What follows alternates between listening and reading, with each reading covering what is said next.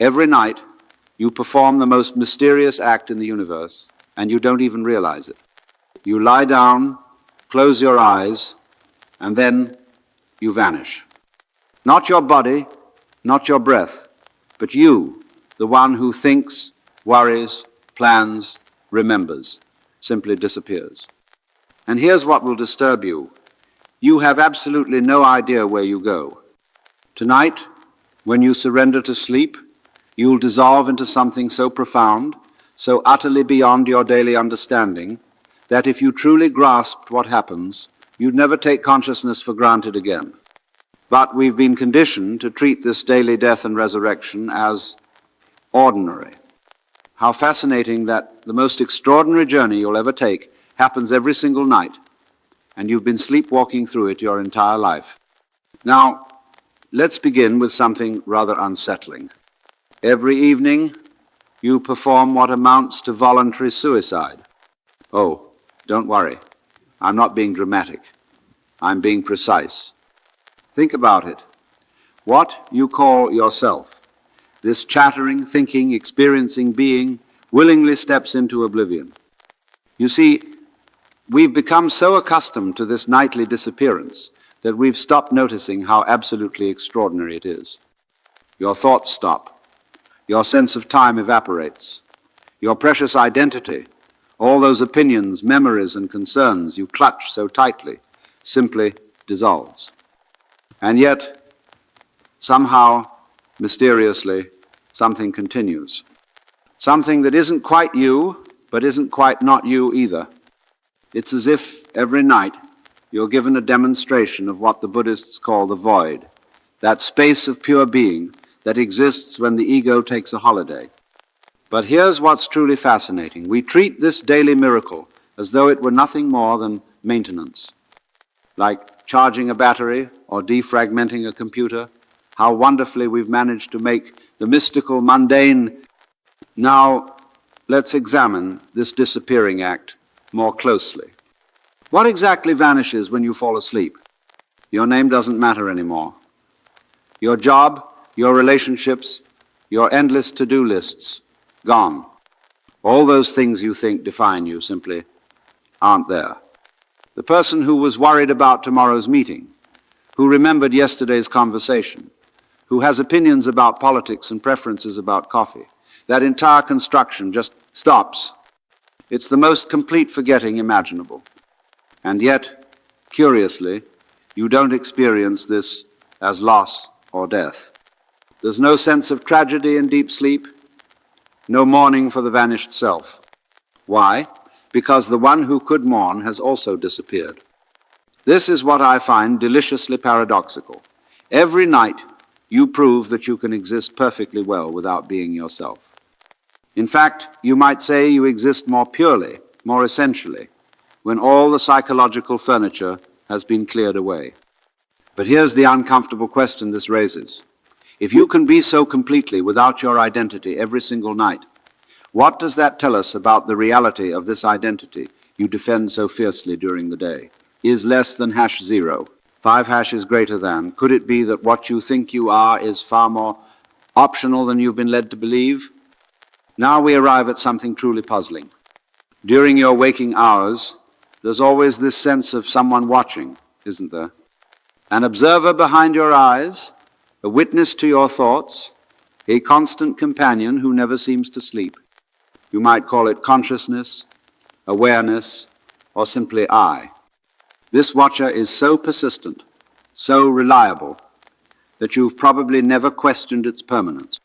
It's there when you're happy, there when you're sad, there when you're bored, there when you're excited. The one constant in your ever-changing experience.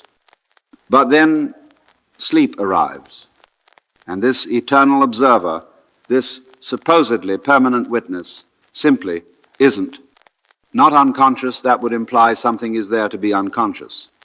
Not absent, that would suggest a place from which it's missing. It's more mysterious than that. The watcher itself dissolves into the watching. What does this mean?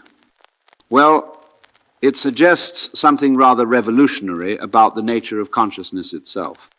Perhaps this observer you think you are isn't quite as solid, as permanent, as fundamental as you've been assuming. Maybe consciousness isn't something you have, but something you temporarily appear in, like a wave appearing in the ocean. And when sleep comes, the wave subsides back into the ocean. But the ocean itself, that remains. The question is, what is this ocean? Is less than #0. 5# is greater than... But wait, it gets even more mysterious. Because sometimes, in this state where you have supposedly vanished, the most extraordinary theater productions begin. Dreams. Now, here's what should absolutely baffle you if you're unconscious, if the self has dissolved. Who exactly is creating these elaborate dreams? Who's writing the script? Who's casting the characters? Who's designing the sets? And most mysteriously of all, who's watching the show? In your dreams, you meet people you've never seen, visit places that don't exist, have conversations you've never had. The creativity is astounding. The detail is remarkable. Your dreaming mind constructs entire worlds, complete with physics, relationships, and storylines that can be more compelling than any Hollywood production. But the dreamer, the one who would normally take credit for such creativity, is supposedly absent. It's as though Shakespeare's plays were being written by someone who had completely forgotten they were Shakespeare. And here's the most fascinating part. In the dream, you believe it's all real. You're convinced that dream you is real you, that dream world is real world. The illusion is perfect until you wake up. Now, this should make you pause. If consciousness can create such convincing realities while you are absent, what makes you so certain that this waking reality isn't just another kind of dream? Perhaps one being dreamed by something far more vast than your individual mind is less than #0. 5# is greater than... Now, let's venture into the most mysterious territory of all, deep sleep. Those hours when even dreams don't visit, when you exist in a state so profound that nothing, absolutely nothing, appears to be happening. This is where things become truly mind-bending. In deep sleep, there are no thoughts, no sensations, no experiences of any kind, no time, no space, no self, no other. And yet something is there. How do I know? Because you wake up refreshed. Because you somehow know you slept well. Because there's a clear difference between 8 hours of deep sleep and 8 hours of tossing and turning. But if there was truly nothing there, how could there be any qualitative difference at all? This is what I call the deep sleep paradox. Pure being without any content whatsoever. Existence without experience. Consciousness without an object to be conscious of. It's like a theater with the lights off, the audience gone, the actors departed, yet somehow, mysteriously, the show goes on. The mystics have a word for this state. They call it the causal body, the most fundamental level of your being. It's you without any qualities, you without any attributes, you without even the sense of being you.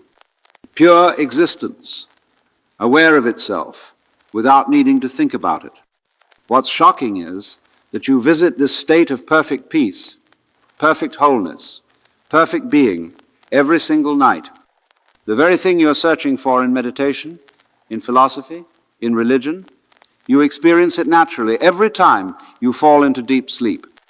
The cosmic joke is that enlightenment puts you to sleep.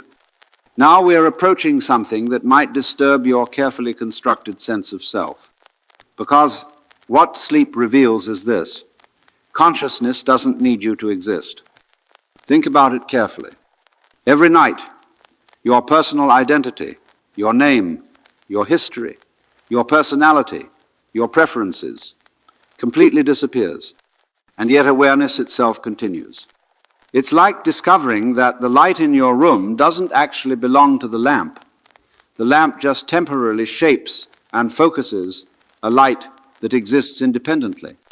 During sleep, consciousness flows freely, uncontained by the boundaries of your ego.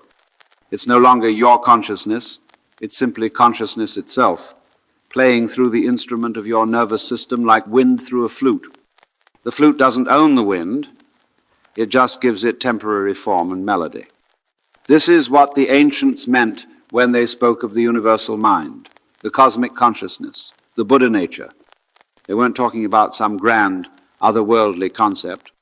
They were pointing to what you experience every single night when your individual awareness dissolves back into the ocean of pure being. And here's what's both beautiful and terrifying about this realization. What you call your consciousness was never really yours to begin with. You're not a separate being having conscious experiences. You're consciousness itself, temporarily dreaming that it's a separate being. The wave isn't separate from the ocean. It's the ocean expressing itself as a wave. And every night, in sleep, you return to your oceanic nature. You become what you have always been, but temporarily forgot you were.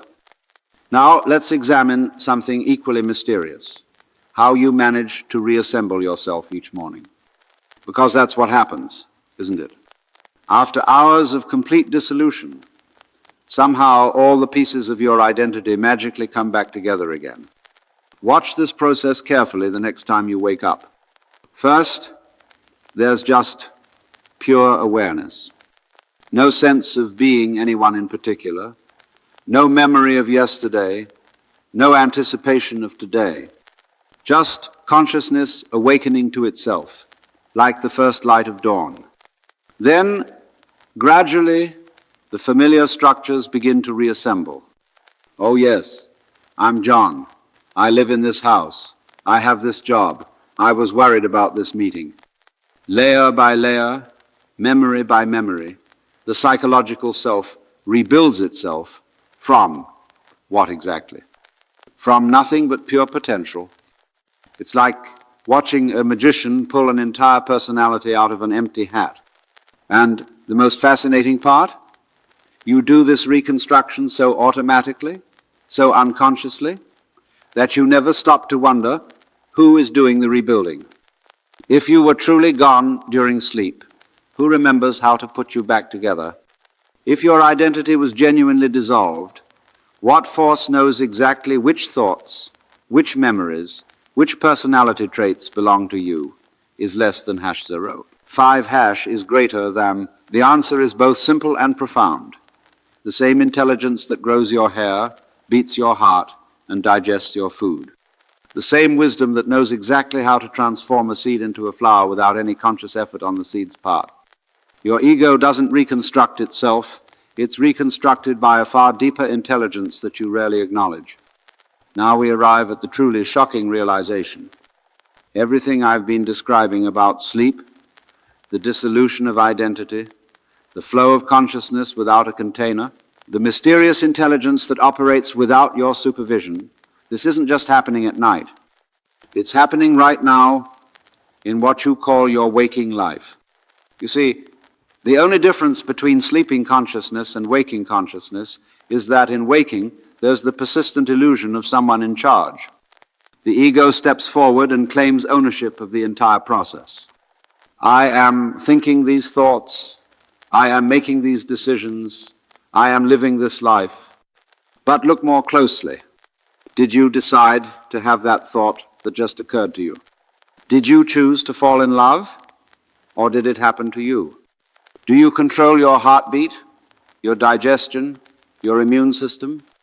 Are you actively managing the incredible complexity of your cellular metabolism right now? The same mysterious intelligence that operates during sleep, creating dreams, maintaining the body, organizing memory, is operating right now. You're just not giving it credit because the ego has convinced you that you're the one running the show. But what if I told you that waking life is just another kind of dream? A dream in which consciousness dreams. It's a separate individual, having experiences, making choices, living a life. A dream so convincing that the dreamer completely forgets they're dreaming. The mystics have always known this. That's why they speak of awakening, not awakening from sleep, but awakening from the dream of being a separate self. Awakening to what you discover every night in deep sleep. that you are not a person having consciousness, but consciousness itself, playing at being a person. What I've been sharing with you isn't new, you know. The ancient traditions have been pointing to this mystery for thousands of years. They call it by different names: Brahman, the Tao, Buddha nature, the kingdom of heaven within. But they were all describing the same thing you visit every night in deep sleep. The Upanishads spoke of 4 states of consciousness: waking, dreaming, deep sleep, and the 4th, Turiya. This 4th state isn't really a state at all, but the unchanging awareness that witnesses all the other states, the screen on which the movies of waking, dreaming, and sleeping all play. What the sages discovered is that this witnessing awareness, this pure consciousness that remains constant through all your changing experiences, this is what you actually are. Not the temporary wave of personality, but the eternal ocean of being itself. They realize that the journey into sleep each night is actually a journey home, a return to your original nature, your true self, your deepest identity. Not the small self with its endless problems and pursuits, but the vast self that has no problems because it has no boundaries. The Zen masters put it beautifully. They said enlightenment is like awakening from a dream in which you dreamed you were someone other than who you really are. And what you really are is what remains when all the dreaming stops. Pure awareness, infinite potential, consciousness without limits. This is why meditation traditions often focus on the transition into sleep. They're trying to stay conscious while the ego dissolves, to witness the very process you experience unconsciously every night, to see directly how the individual self arises from and dissolves back into the universal consciousness. The secret they discovered is this: you don't need to achieve enlightenment. You need to recognize what you already are, what you've always been, what you experience most purely every night when you stop pretending to be someone else. So, what does this mean for how you live your daily life?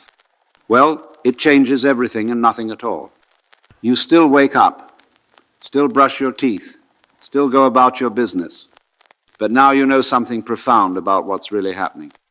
You begin to see that this person you think you are, with all its dramas and desires, its fears and fantasies, is no more permanent than a character in last night's dream. Fascinating, yes. Engaging, certainly, but ultimately just another temporary appearance in consciousness. This doesn't make life meaningless, quite the opposite. It makes every moment infinitely precious, because you're no longer trying to get somewhere else, become someone else, achieve something else. You begin to recognize that what you've been seeking through all your pursuits and struggles is what you already are in your deepest being. You start to live with what I call divine carelessness, caring deeply about life while holding lightly to outcomes. Like an actor who plays their role with complete commitment while never forgetting it's just a play. The next time you lie down to sleep, instead of treating it as mere rest, recognize it as a sacred journey. You're about to dissolve back into your true nature, to experience what the mystics spend lifetimes seeking: unity with the Absolute. And you do this every single night, as naturally as breathing. And when you wake each morning, instead of immediately grabbing onto your identity, try staying in that spacious awareness for just a moment longer. Feel how vast and peaceful you are before you become someone again. This is meditation, not something you do, but what you naturally are when you stop doing so much. Remember, consciousness is not something you have, you are something consciousness is doing. And every night, in the mystery of sleep, consciousness takes a vacation from being you and simply enjoys being itself. What a marvelous cosmic joke that the deepest spiritual realization is something you experience every single night and wake up forgetting every single morning. But now you know. And knowing this, how can you ever take this dream of being someone quite so seriously again?